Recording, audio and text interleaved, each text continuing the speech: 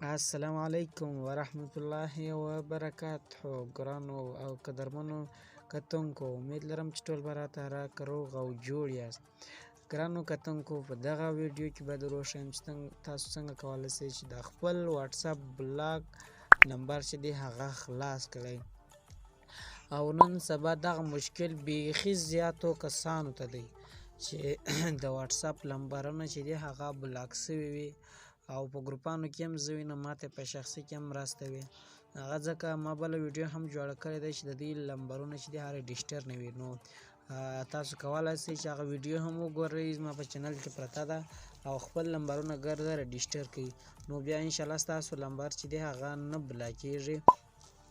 نو دوستانو، په دغه ویډیو کې مکمله طریقه درښیم چې تاسو څنګه کولی شئ چې خپل بلاک شوی نمبر د جیمیل د لارې څخه خلاص کړئ. نو نور وخت نه اخلم، زه د ویډیو نو د هغې دپاره به دوستانو تاسو راسئ خپل واتساپ په کولاو کړئ. او دوستانو، دا یوه مشوره در کوم، په کوم واتساپ کې چې مو نمبر بلاک شوی بیرته یې په هغه واتساپ کې خلاصوئ. نو دا د بل چا نمبر دی، زه غواړم دا ور خلاص کړم. نو تاسو به راسئ سمبله به یو واتساپ خلاص کړئ. کله چې مو واتساپ خلاص کړم دلته به هغه نمبر پکښې وي. نو زه راځم نمبر اخلم. ښه، نو ما نمبر راواخیسته دوستانو. نو تاسو وینئ چې ما کاپي کړو. دلته به راسئ، په دغه ځای کې به هغه نمبر و. نو زه دلته پیسټ کوم. ښه، نمبر مې پیسټ کړو، بیا په نیکسټ باندې کلیک وکړئ. چې کله مو دلته ګورئ دوستانو سپورټ یې راواړوي. ښه، د دې ځای څخه به تاسو څنګه وکړئ، یو سکرین شاټ به واخلئ. ته ګورئ دوستانو، ما سکرین شاټ ترېنه واخیستو. اوس په دا سپورټ باندې کلیک وکړئ. کله چې په سپورټ باندې کلیک وکړو، اوس به په دغه ځای کې تاسو یو لیکای چې دا هغه پیسټ کړئ. نو تاسو ته په ډسکرپشن کې پرته ده، د هغه ځای څخه تاسو تصویر اخیستی چې تصویر مو واخیستو سکرین شاټ. نو بیا تاسو دغه نمبر هلته په دا ځای کې ووهئ. نو دا د ما لیکای چې دا هغه را کاپي کړه، په دا ځای کې به یې پیسټ کړو. ښه، دلته مو پیسټ کړه. اوس به نمبر راواخلو. زه راځم بل نمبر هم ورسره راخلم. نو نمبر ما راواخیستو، دا دی دوستانو، ما بیا کاپي کړو. دلته راځم، په دا ځای کې به پیسټ کړئ. دا وینئ دوستانو، دلته به په دا کلیک وکړئ، د پیسټ کړئ. چې کله هم پیسټ کړو، نو دوستانو په دغه ګورئ درې پلس یعنې جمع نښانونه دي، علامات دي، په دې به په یوه کلیک وکړئ. کله چې په دې یوه کلیک وکړو، په هر یوه چې نو دلته به تاسو خپلې ګیلري څخه هغه سکرین شاټ ورته راواخلئ کوم چې اوس تاسو د هغه ځای څخه واخیستو. ښه دوستانو، نو دلته به تاسو هغه سکرین شاټ ور واچوئ. نو دغه دی ما سکرین شاټ ور واچوئ.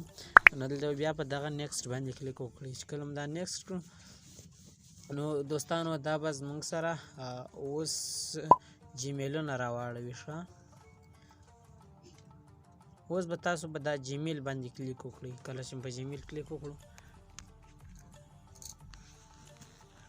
نو دوستانو تاسو ته به دغسې یوه صفحه خلاصه شي. چې کله دغسې صفحه خلاص شوه، نو د نیټ د کمزورۍ د وجې څه ځنډ اخلي. نو دوستانو دلته ګوره لیکایې ګرده ما ته راواخیستله، نمبر هم او کوم سکرین شاټ چې ما ور اچولی هغه هم دا دی پای ته راغلی دی.